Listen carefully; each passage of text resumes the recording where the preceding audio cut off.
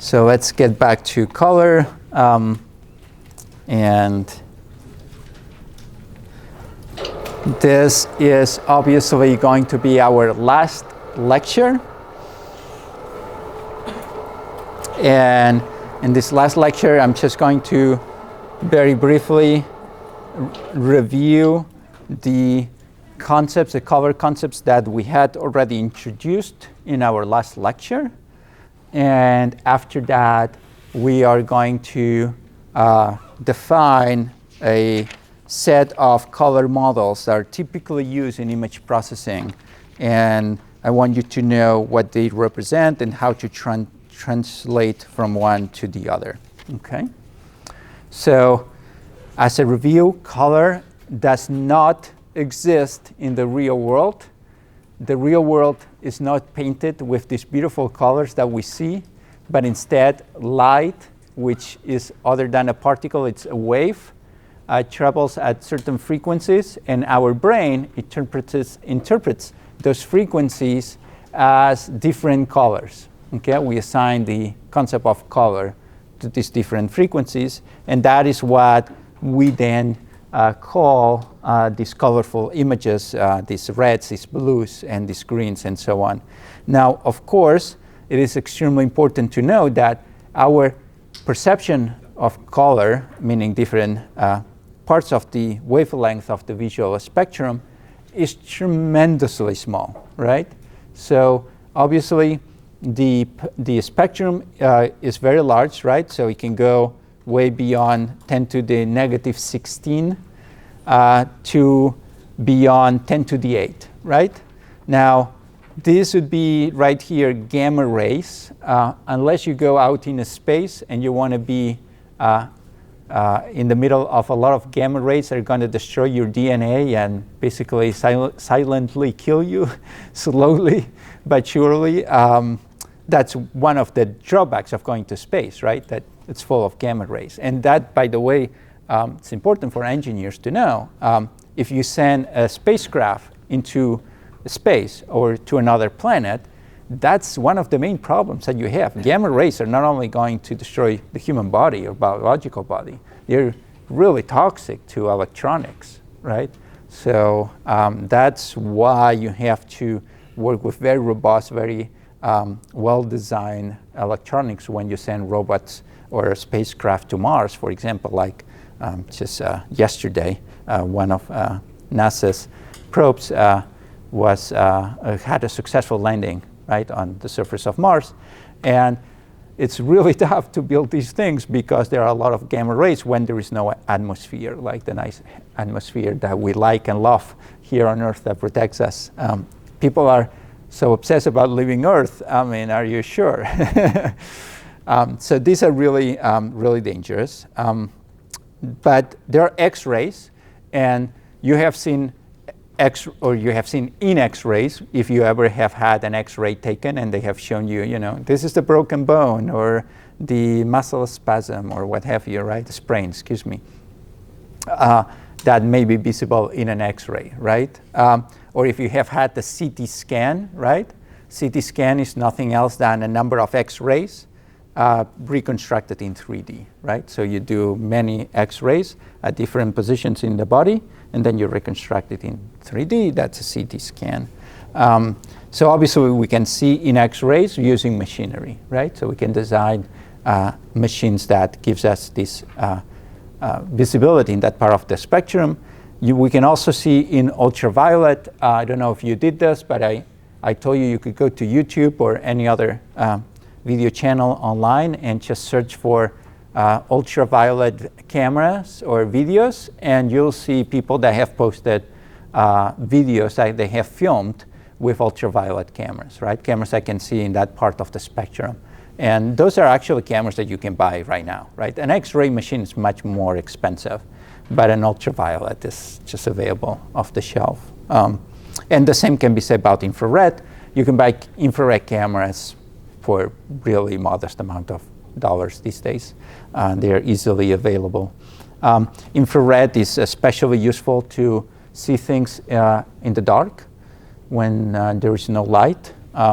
So You might have seen these goggles that have infrared vision as well to allow you to navigate at night, and so on. And then as you move away, right, in this direction, then you get into the microwave, the FM and AM waves, and so on and so forth, right? So these are long radio waves. They are very useful as well, obviously, for a variety of things that we do. So we do have sensors, right? I mean, obviously, an FM radio and an AM radio, you can buy one of those for like what, $5 maybe these days, right? So that's how cheap it is to design systems that detect those waves. There's nothing special about those waves, it's just another set of waves. But these ones are the ones that we use in vision, right? In our human vision, I mean. So we defined then within that the spectrum that we can see here, which is very limited, right? Basically, we see blue, green, yellow, and red colors, right? That's about it. And you know, the variation within that, but it's like not a tremendous amount of colors. So when you buy say a solid color shirt, right, for the summer, you're basically just stuck with either blue, green, red, yellow. That's it, right? Maybe a pink, which is a variation of red, right? Or an orange, which is a variation of red and yellow, and so on and so forth. Purples, but they're all variations of the same color, right? Or same colors. There's no much variability. So as much as we may think that we see a lot of colors, we don't. The butterfly, because we only have, remember, this trichromatic model that we defined, we only have 3 basic cones, right, that differentiate between short, medium, and long wavelengths within that visual spectrum, right? But the butterfly, for example, has many more perceptors or sensors for more colors. So the butterfly sees more colors than we do, right? Nothing special about it, but obviously the butterfly spends a lot of time moving around flowers, and tiny variations in that color are very important to them, right? So they have to be tuned to that, otherwise they wouldn't be able to survive. So within that visual spectrum, you can define this dual cone, right? Where at one end you have black, pitch black, right? Absolutely zero illumination. At the other extreme, you have pure white, maximum illumination of all the colors, or saturation, if you prefer, brightness and saturation. And then right here at the center, right, you can see the different colors that we were discussing, right, in the previous slide, these colors right here, as shown at different saturations. The hue is shown as a circle, right? So this is how hue is what people usually call color, right?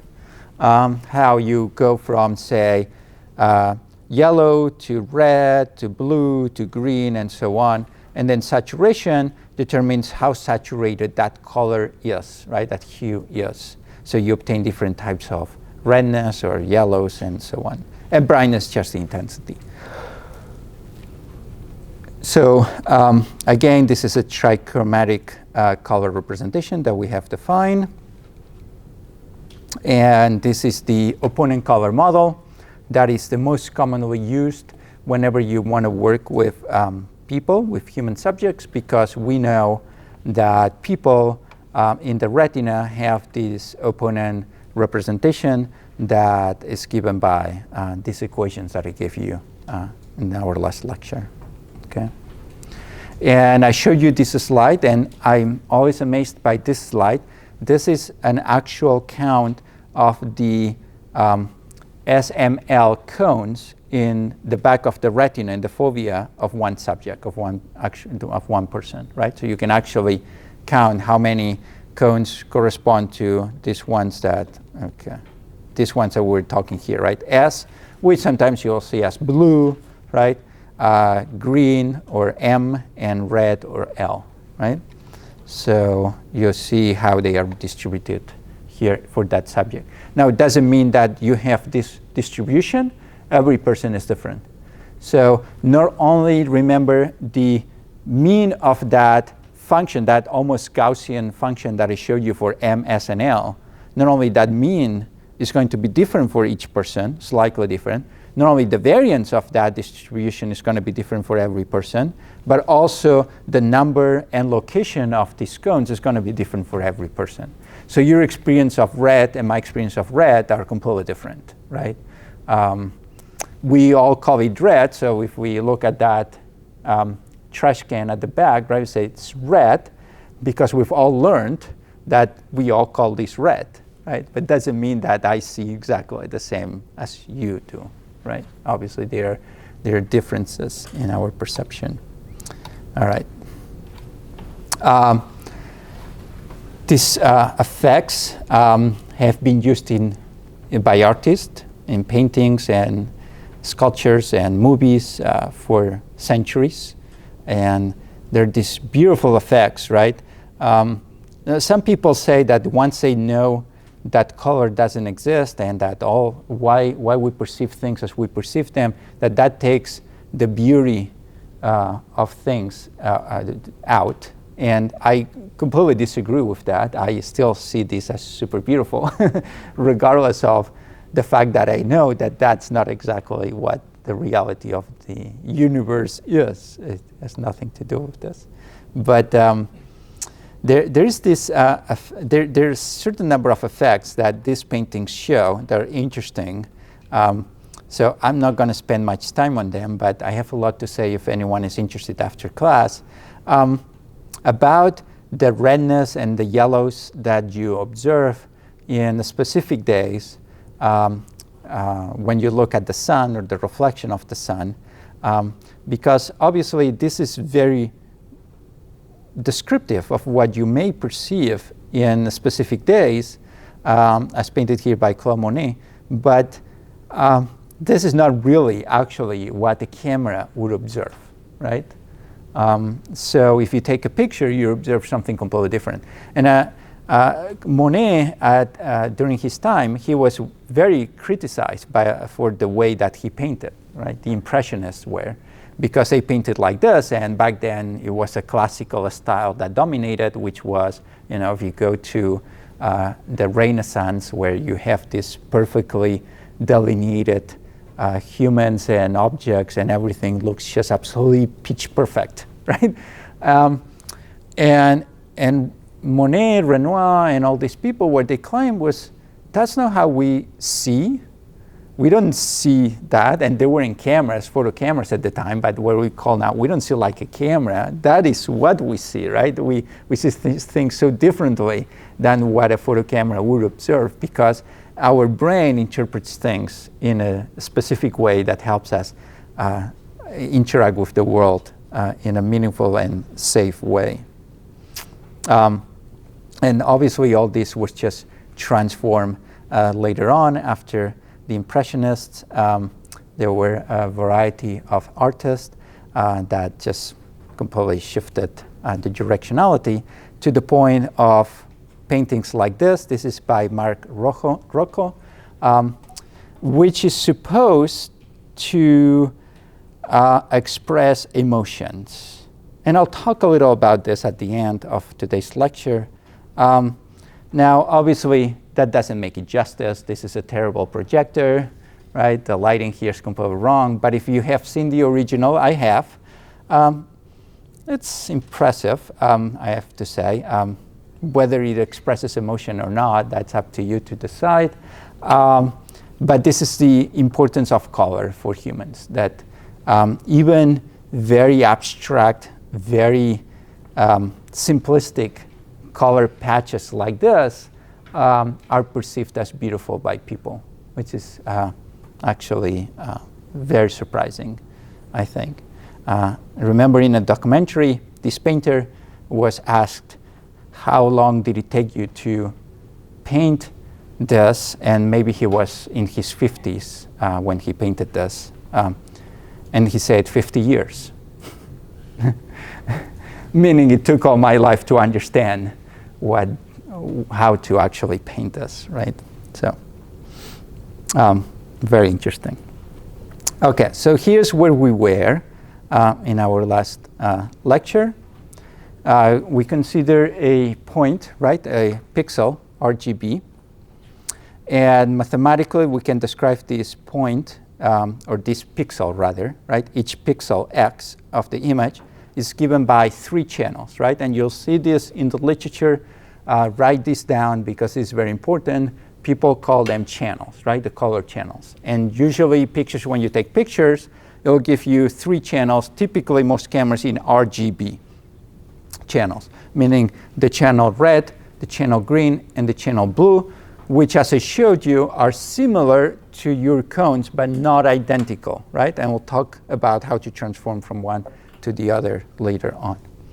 So each pixel is going to be given now not by a number, as we have been using before, right? So if your image is defined by 8, each pixel is defined by 8 pixels, then each pixel was in grayscale a number between 0 and 255, right? 2 to the 8. If it's 16 pixels, 16 bits, per pixel, then you have 2 to the 16, right? If it's 32, then 2 to the 32. But that's it. It's a single number. Now what you're going to do is you're going to have 2 to the 8 or 2 to the 16 or 2 to the 32 for each channel, right? So you're going to have 3 times as many numbers, right? And so there are 2 ways. There are 2 basic ways, 2 fundamental ways by which cameras can achieve. There are actually 3 ways. One is computational, but let's simplify things for now. The 2 basic classical ways, except the modern way is not like this at all. The classical ways to do that was to take the CCD of the camera, or even before the CCD, just film, right? And put a red filter on top. And I showed you in one slide, there was a certain number of filters, remember? Right, of different colors. And that filter will let only the functions that have wavelength within the red band, right? Everything else, it's absorbed or bounces back, right? And then with that, when you put the red filter on, you take the picture of the red channel. And then you use the blue filter and you take the blue channel picture. And then the green filter, you take the green filter channel picture, right? And then you combine these 3 and you get a great image. Now, professional cameras, really, really good cameras, what they do is they actually have 3 CCDs. So if you want to buy a really good camera, right, especially for video, you actually have to read whether it has 1 or 3 CCDs. And believe me, if it has 3 CCDs, it will say, it's very clearly stated.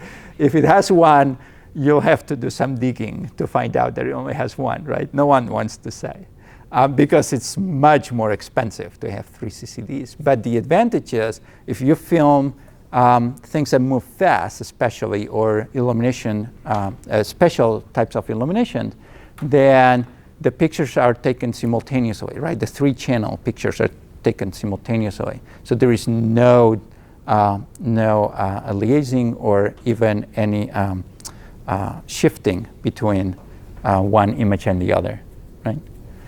Now the other ones go so fast that for most of the things you're not even going to notice, right?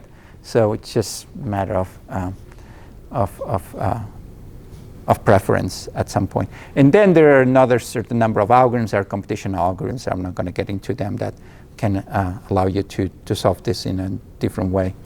But remember, as I stated early on in the course, that it's not only important that you have 1 or 3 CCDs, it's important what is the size of that CCD. If you have 3 CCDs, but the size of the CCD is 1/8 of an inch, and the other one has 1 CCD that can take pictures really quickly at 1/2 inch by the 1/2 inch camera. This is huge CCD, right? So the bigger the CCD, the more expensive it is, but obviously the better it can capture images, right? For one, it will be able to capture images in very dim light or very dim lighted environments. because the larger the CCD is, the more photons that reach it, right? And the smaller it is, the more illumination that you need. I mean, it's just, but also the resolution, the aliasing, the sharpness of the image is just going to be so much reduced with a smaller CCD. That's where you're going to lose the most. Okay. Now, beyond that, as we have already seen early on, the best way to get good pictures is by spending a lot of money on a lens. Cameras are only as good as their lenses, basically. That's why cell phones take relatively good image pictures these days. I mean, they're not fantastic, but they're pretty good. But the main problem of a cell phone camera is that it doesn't have much of a lens, right? I mean, in the new cell phones like this one, they stick out a little, right? So they have these tiny lenses that they have added, like, okay, but it's just a very tiny, small lens. There's only so much you can do. And companies are doing a lot of software, developing a lot of softwares using image processing algorithms that allows them to simulate lenses, right? And simulate other things that improve the quality qualitatively, not quantitatively, obviously, but qualitatively, when you look at them, they seem to improve. But it's obviously a mirage, right? The information is not really there. Although these things are improving so fast that we'll see. We'll see where this is going. So one of the tricks that cell phones do these days is, and this is very standard now, when you take a picture, the cell phone doesn't take a picture, right? It takes multiple pictures. And then there are very sophisticated algorithms on how to combine all that information into a single picture to make it look sharp with good illumination and so on and so forth, right? Okay, so if you have a color image, say in RGB, then you can compute the luminance, right? What we have called the luminance, which is nothing else than a linear combination of R, G, and B, right? And there are different ways of combining this linearly. You'll see out there different numbers for C1, C2, C3. These are just constants.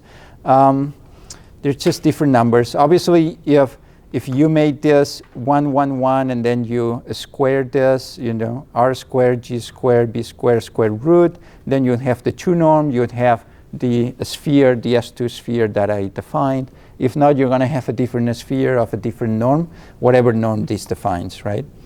Now, once you have the luminance of an object, you have this, right? And this is called shading, right? And we have seen shape from shading, and we've explained the BRDF and all these things that we can use, the irradiance, the radiance, the albedo, what the Lambertian surface is, and all this is what defines shading, right? So this is the shading information. And shading, remember, is what allows us to extract 3-dimensional information of the object. So there are there are actually 3 ways. Okay, it's going to be a fun question.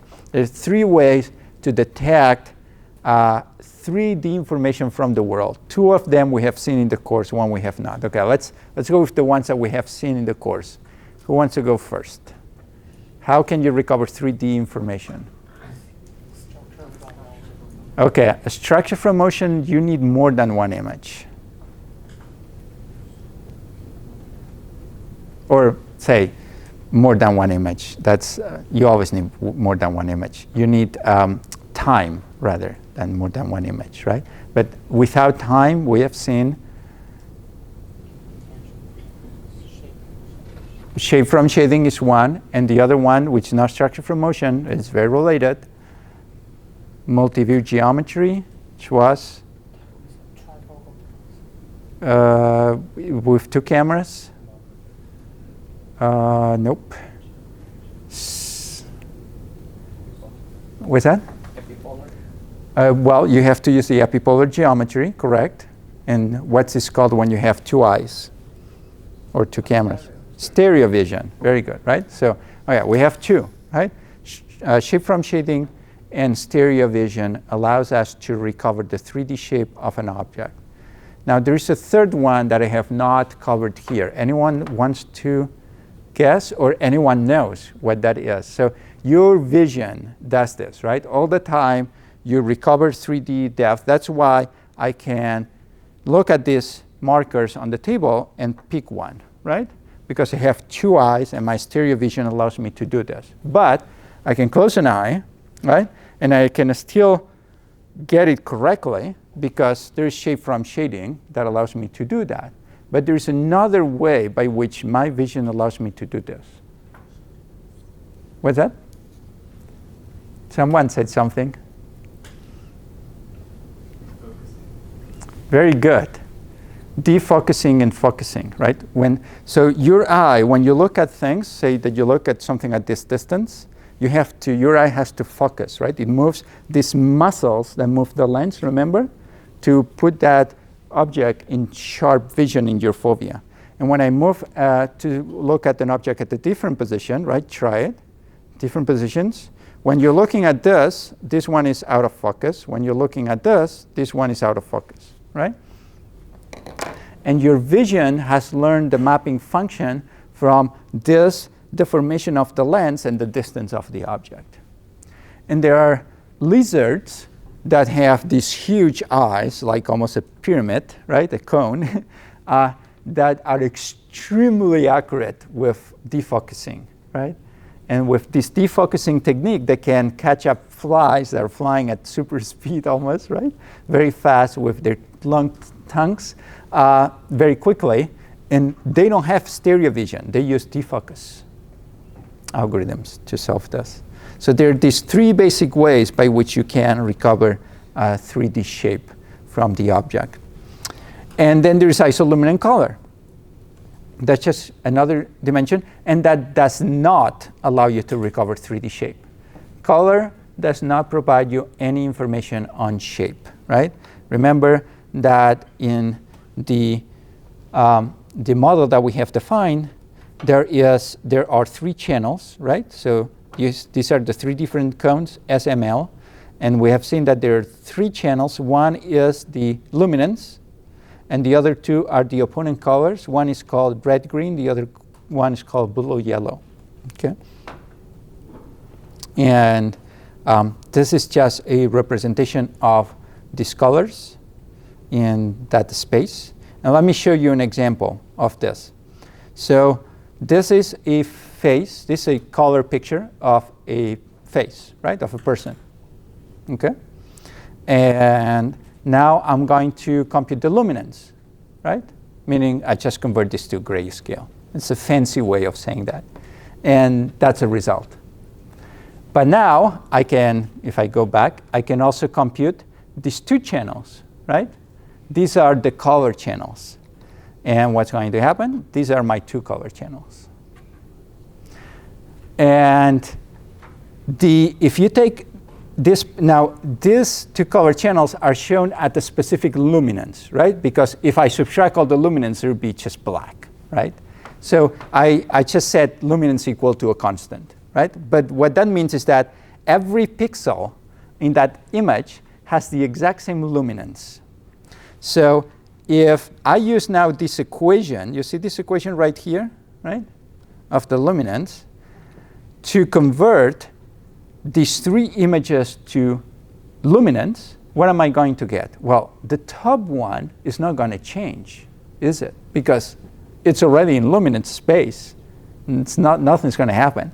But these two, every pixel has the exact same luminance. So if I convert these two to grayscale, and you can do that in MATLAB, right? It's a function that's colored to gray, right? You get this. There's nothing. There's no luminance. Well, there is luminance, whatever constant luminance you have set to be able to see it, but there's no shape information, right? There's no shading. All the information that you have here is just color information. That's the point. Okay? Important for you to remember that. Okay. Let's go back to the board then, unless there are any questions about this quickly. Okay.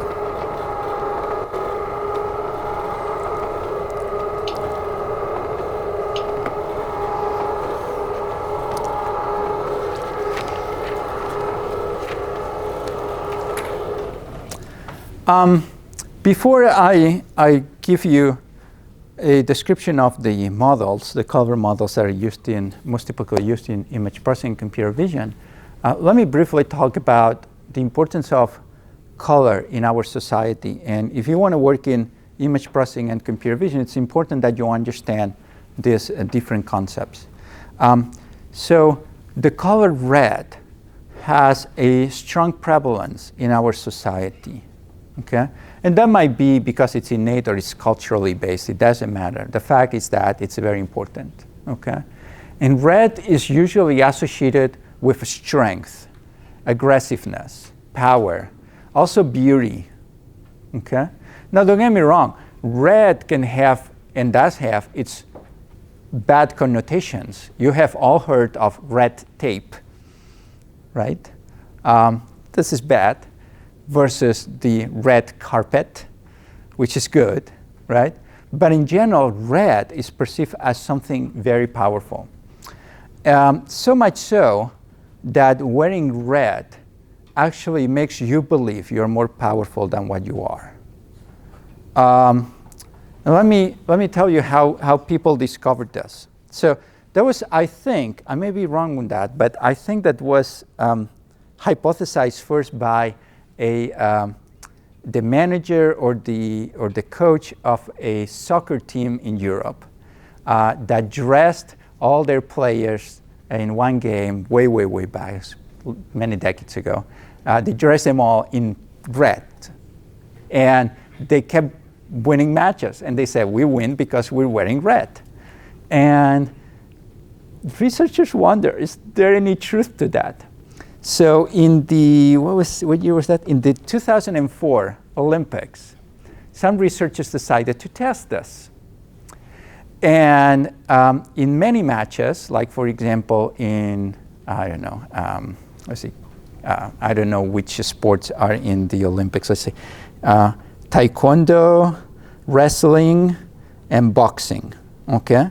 In these three Olympic Games, apparently, or one of the players wears blue, and the other one wears red. And they wonder, is there an advantage in wearing red when you have these matches? And it turns out that the players that wear red won 56% of the boxing matches, 57% of the taekwondo matches, and 53% of the wrestling matches.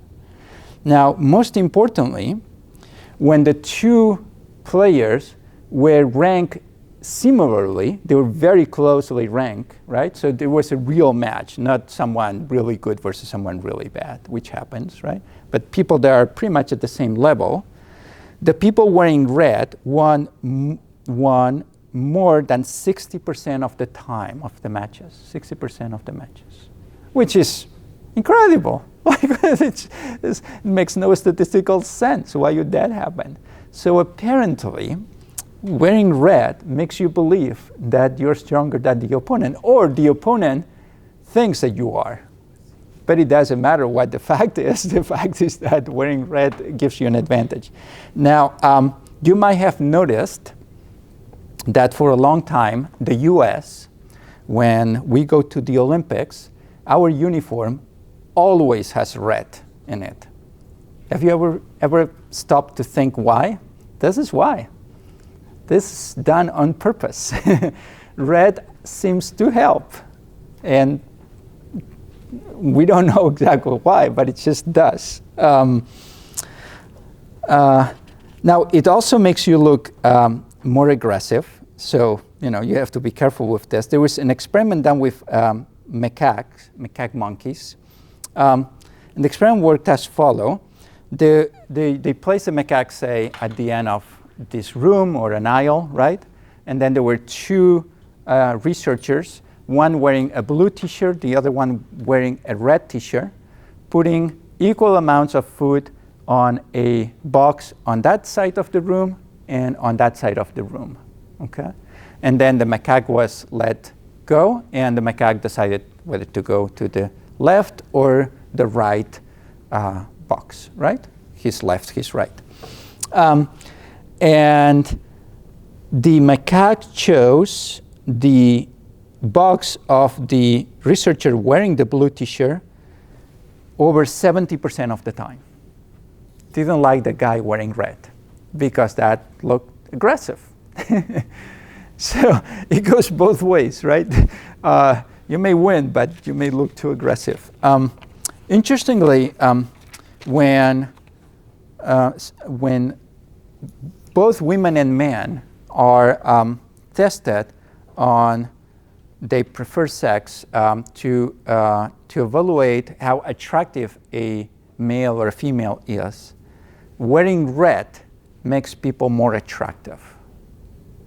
Now, why that is, again, it could be because it makes you look more youthful, right? Like red cheeks, and that goes to makeup as well, you know, like a lipstick. Red lipstick was the original color, right? Now they're all colors except probably red.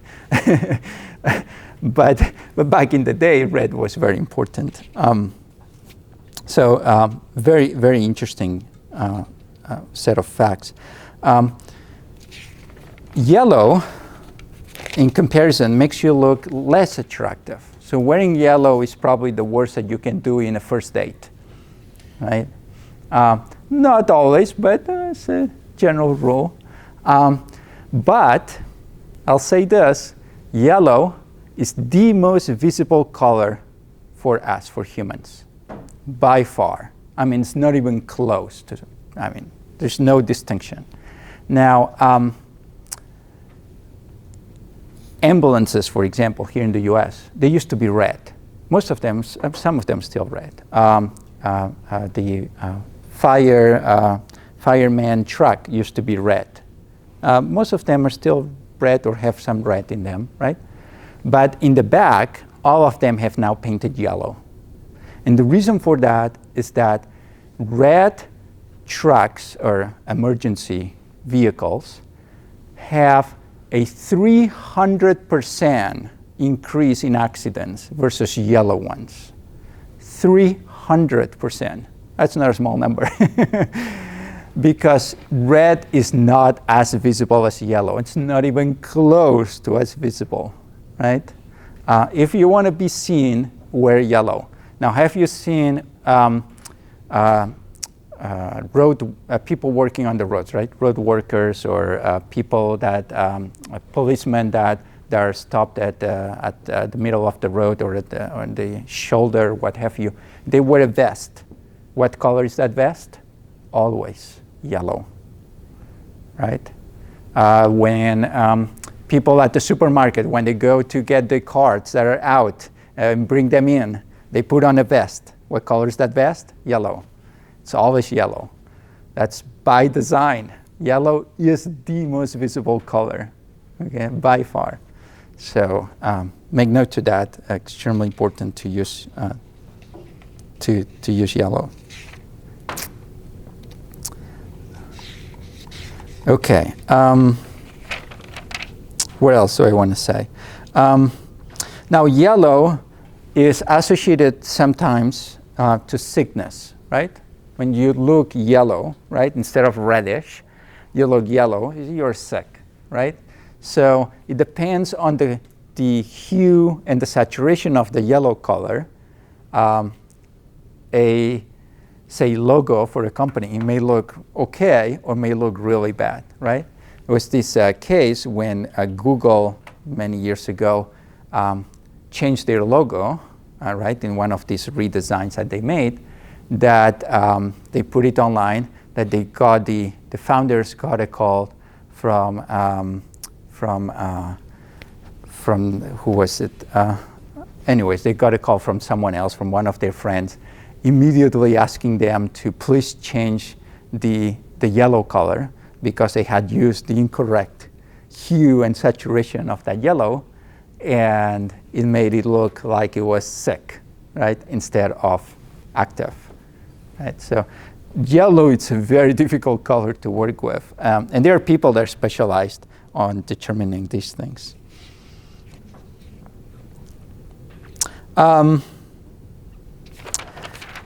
Yellow, apparently, makes you more productive, and more importantly, makes you more creative. Now, if you have ever bought a pad, a paper pad where you can, not an iPad, but an actual pad, paper, right? Like the ones I use to write on. This is white, right? But most of them, or at least until very recently, most of them are yellow. Why? I mean, the first time I saw this when I was a kid, I was like, huh?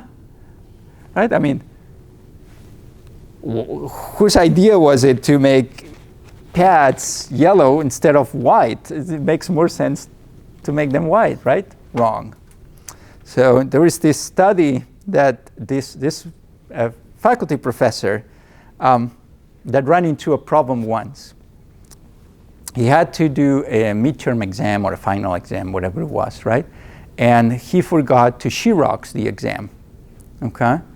And he went, at the very last minute, he went to the Xerox machine before the exam and wanted to make, 150 copies, whatever, for all the students in the class. And there was not enough white paper for this. They ran out. There were only color paper. So, okay, so he used all the white paper that he could, and then he used some other colors, right? Yellow, blue, whatever he could find his hands on. And then the students completed the exam, and when he was grading, he started to realize, wait, why are people on yellow paper getting better grades than the people on other colors? That just didn't make any sense. So he decided to design an experiment. He asked a lot of colleagues around the country to do the experiment well balanced across the country, many schools, many different classes, many departments, where a third of the students would get red paper, a third would get blue, the other would get yellow, or what have you, right? A combination. And they proved that, yes, indeed, when you were working on yellow color, you were getting better grades. Hence, people hypothesized that you're more creative, you are more productive when you work on yellow, and the craziness of yellow paper pads started to surface, and that's why this still to this day happens, not as much as before. I think most people just abandon that idea, but that's where it comes from, right? So yellow is actually a very weird but special, interesting color. Okay. So having said that, let me talk about the different color models that people use to represent things in image processing and computer vision.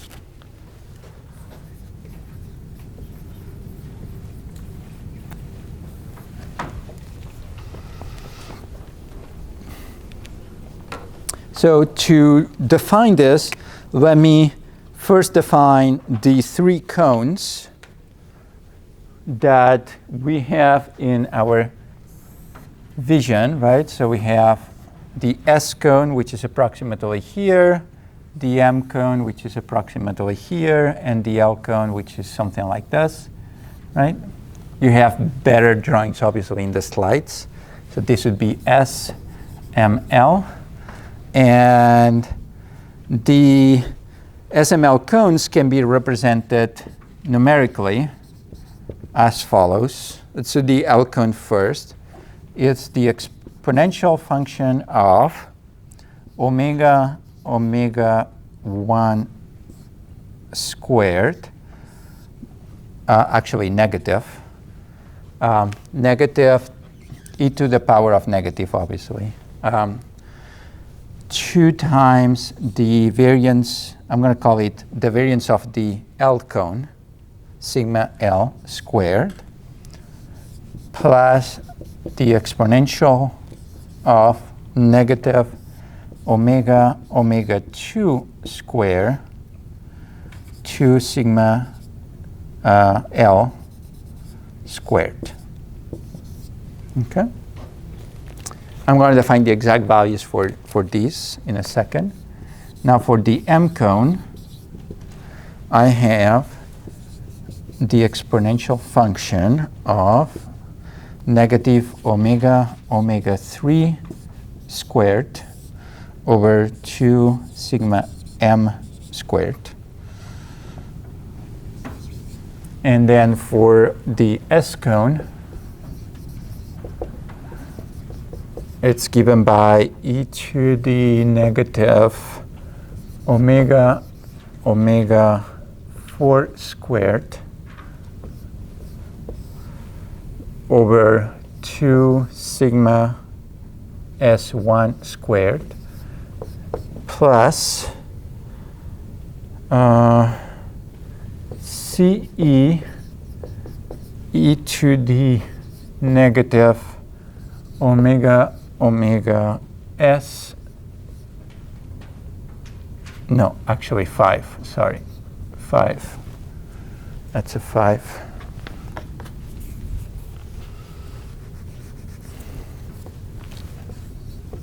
Squared over 2 to the sigma S2 squared. All this divided by CS.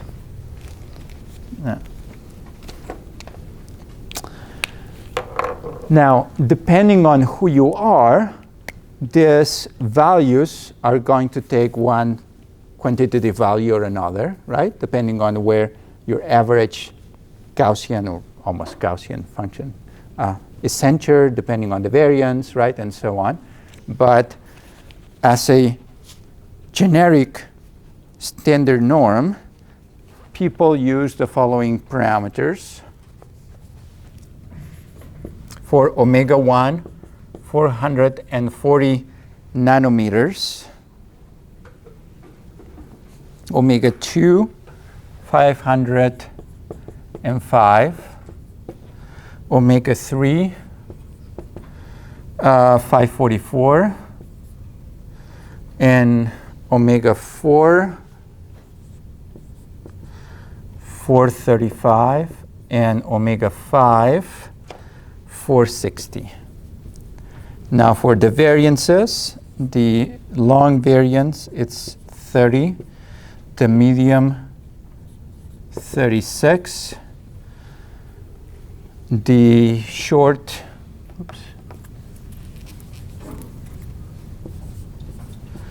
is, there are two shorts, S1, which is 23, and S2, which is 20. No, sorry, it's 18, the first one, excuse me. Sigma S1 is 18 and S2 is 23. And then I have CL, which was,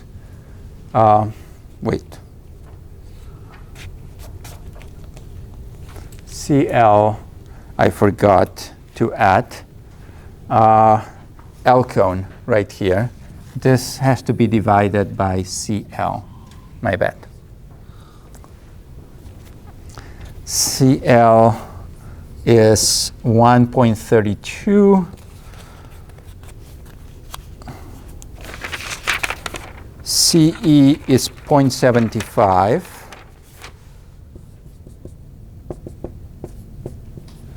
And CS is 1.48.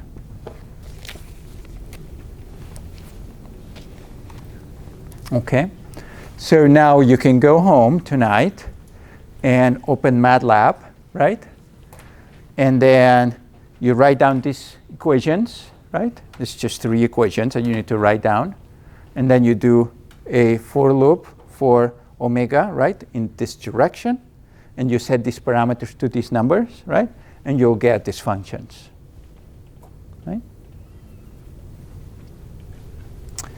And now, if you want to compute the opponent color model,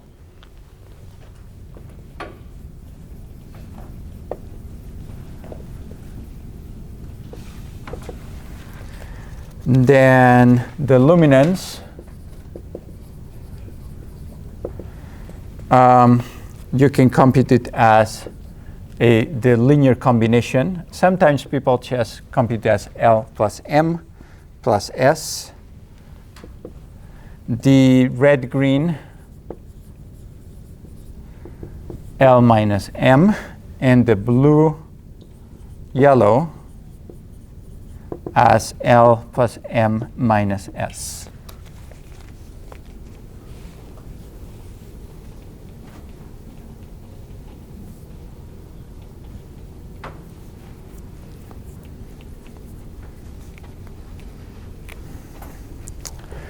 Now, this is for opponents for what's called additive colors, most commonly known as RGB, red, green, and blue, which are the typical ones that your camera is going to give you.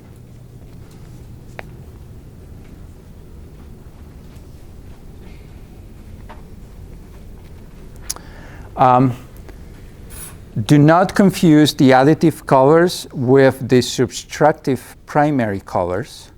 So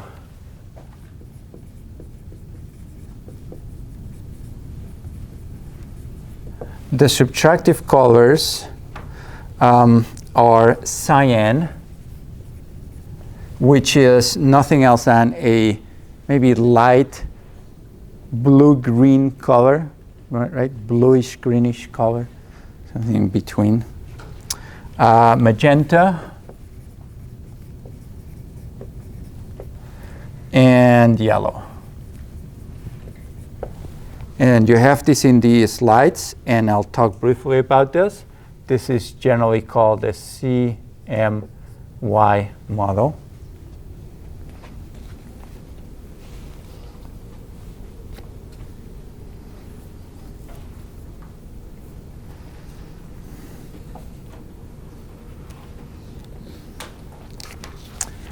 You also see, this is very typical, the subtractive color model.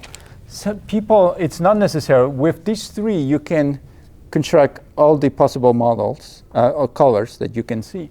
But people, for convenience, especially because this was used in print, a lot in print, people used to add black to that model, in which case you're going to see this as CMYK.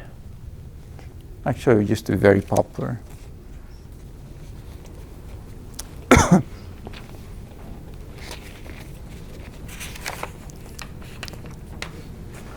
So RGB, the additive color, and by additive, it means that you add the information, right, of different colors. You combine them, you add them, right?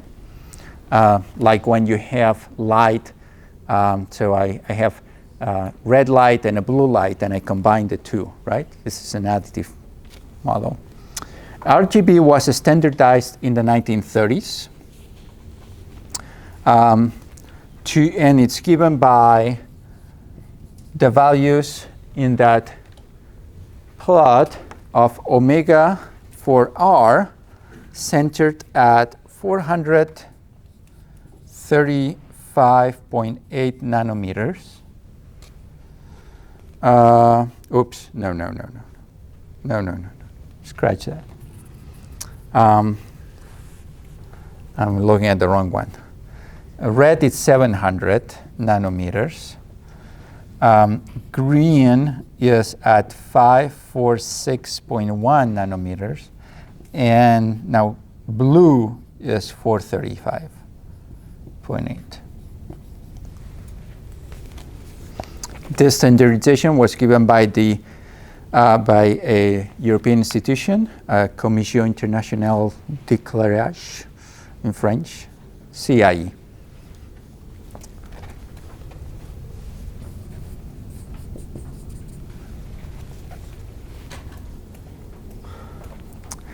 And they proposed another model, this institution, CIE, in the 30s, which they wanted to make it the standard color model that everyone should use, but no one listened. which is called the XYZ model. And there's a simple nonlinear transformation from RGB to XYZ, which is given by this equation, 1 over 0.17697.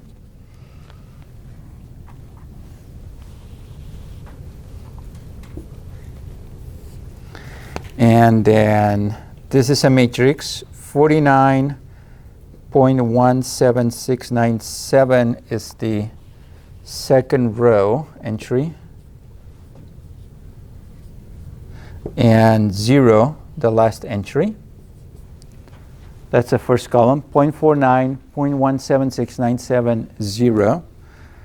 0.31, 0.8124, and 0.01 for the second column, and 0.20, 0.01063, and 0.99 for the last column. And here you have RGB.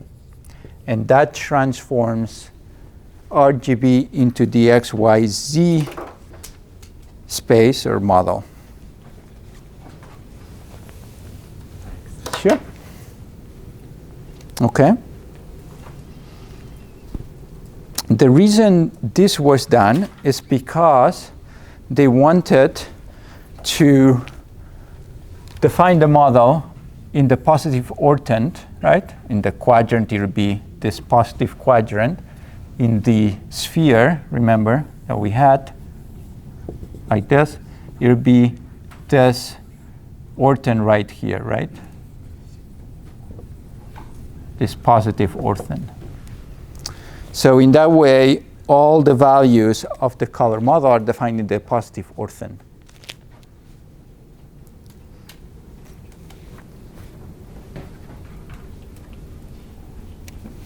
And then the chromatic coordinates from here, the chromatic coordinates of a pixel are given by x, this is a small x, capital X, x plus y plus z. These are all capitals on the right-hand side. This is a small one on the left-hand side. Y is y over x, y, z, and z, z, x, y, z. Okay?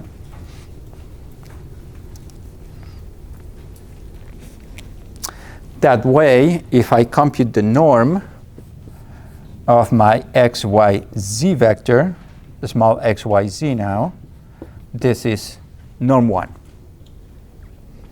Okay? And hence the intensity of the luminance of the pixel has been normalized. Now, the reason they did that to maintain this positiveness in the function is because if you look at the representation of RGB, right? If you redo this that I showed you how to do here, but now for RGB, you're going to get this plot of R is going to be somewhere here, G is going to be somewhere here, and I'm sorry, BG, this is B, G, and R is going to be something like this.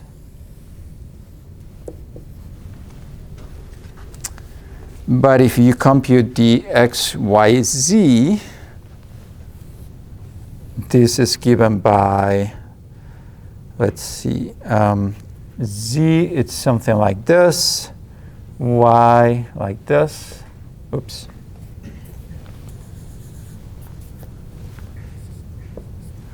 And x, it's maybe something like this.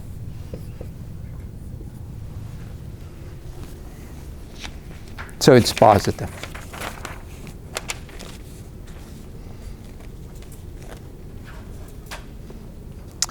Now, one of the reasons the XYZ model was never successful or was not used extensively is because when you convert the image with this mapping function from RGB to XYZ, and then you plot it, you visualize it, it's barely visible. And the reason for that is it does not fit these functions at all, right? RGB doesn't fit this perfectly, but it fits this much closer than the XYZ. So a way to make it more visible is to use this nonlinear function. You multiply by 1/16 f of y over yn, where f of t is equal to t over 1/3 if t is larger than some delta cube, or t over 3 delta square plus 2 sigma thirds otherwise. And let's see. Here I have delta is 6 over 29.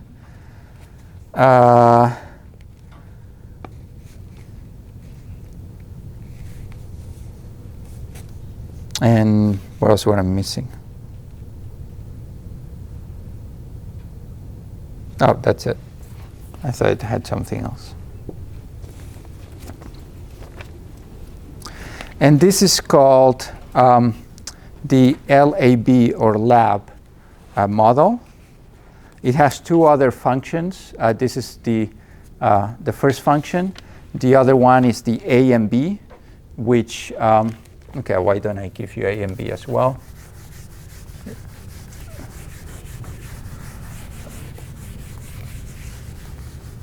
And that used to be more popular than XYZ, but I haven't seen it used that often recently. So A is given by 500 times f of x over xn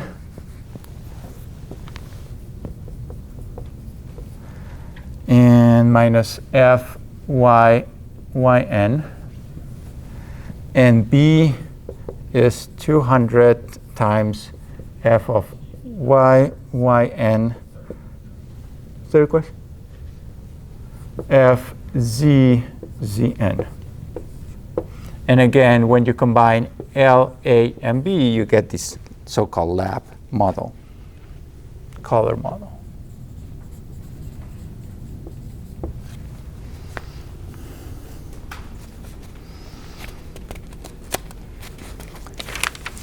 All right, one more, last one. Another one is to compute the hue, the saturation, and the brightness that we have defined at the very beginning of the class. And this is another color model.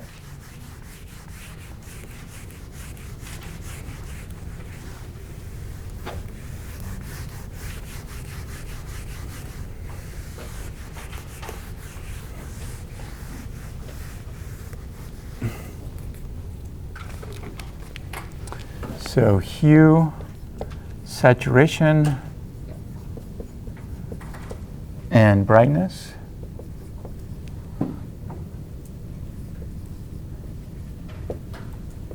Or HSB. And let's see, H is going to be equal to green minus blue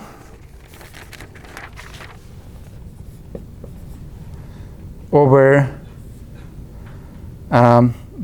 max minus mean. I'll define what this max and mean are in a second. To the power of pi over 3 if R is the maximum value of R, G, and B.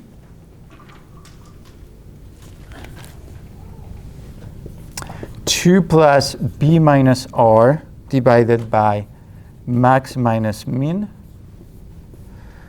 to the power of pi over 3 if green is the maximum value of r, g, and b, and 4 plus r minus g, red minus green, maximum minus minimum, and maximum minimum again are the maximum of RGB and the minimum of RGB, pi over 3, if blue is the maximum. So that's a hue. Saturation is given by the maximum of these 3 values minus the minimum of these 3 values. And the brightness is the maximum.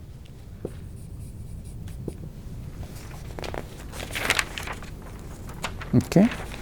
So you can also write, if you prefer, to clarify where max is the maximum of RGB and min is the minimum of also RGB.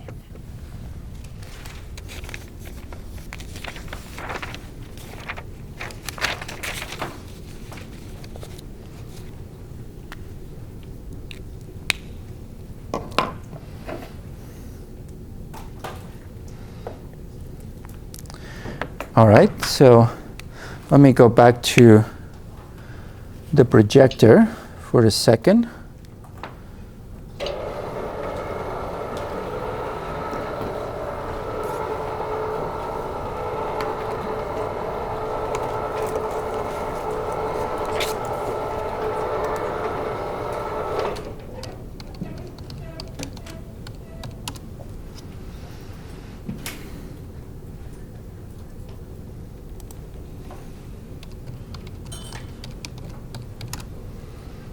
All right, so because of all that you have learned about color in this class, I hope that you know what opponent colors is, at least, right? You know how to transform from every model to every model now. You have all the equations, and I hope that you know what opponent colors is. So never do this. I see this so often, and it drives me crazy. And the reason you see this, remember that test that we did last time where you saw the American flag after seeing weird colors because they are opponent colors? These are opponent colors. Don't do it. It looks awful, doesn't it? It hurts your eyes. This better, right? Green is better. Yellow and blue, even better. White, obviously best. All right? Now, if you want to do an optimal presentation, this is it, guys. I know it seems the simplest and the less professional, but this is the most professional presentation you can ever make. Black background, white letters. Super clear. Now, this, it's okay, but it just saturates the retina. It hurts. If you look at this for a while, look at this, just stare at it for a while. It hurts, doesn't it? It's just too much. So all this whiteness. Why do you do that when you can read clearly here, right? So this is the standard PowerPoint slide. Avoid it if you can. It's okay. It's not terrible. But now with this opponent cause, I said, this is good. This is terrible. I don't know whose idea that was. But obviously they didn't take an image processing course before designing that sign. I think red and green is more terrible. Yeah, probably. These are things that I've mentioned. These are the new fire trucks. Yellow. There's nothing more visible than this. This is the additive model that I have defined in here on the board, and you have these different colors. So when you combine, they add together, compared to the subtractive model when you subtract, right? So you can think about this as using light versus paint, right? BRDF. subtracts, right? The BRDF of an object subtracts is what it gets absorbed, versus light, which adds, right? It's important that you understand this for the exam, okay? All right, and I'll leave it there because I think we're out of time, aren't we? All right, so this is it. That's the end of the course. I'll see you in the final.